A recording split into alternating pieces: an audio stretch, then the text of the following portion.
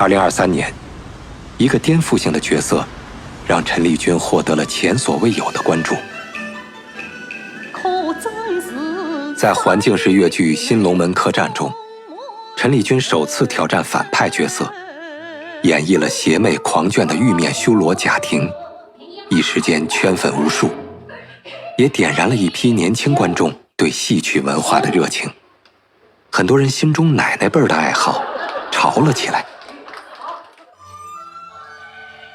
它这个剧从风格上，还有样式上面，包括这个空间、舞美、音乐上面都做了一些创新和发展，让观众更有参与感和互动感嘛。我觉得这个观演模式是比较当下的，比较时尚。2023年，越剧《新龙门客栈》成为一票难求的戏曲爆款，不仅在线下演出过100场，还在线上直播，吸引近1000万人次观看。我觉得能够一下子让大家看见，那是一件非常幸运的事情。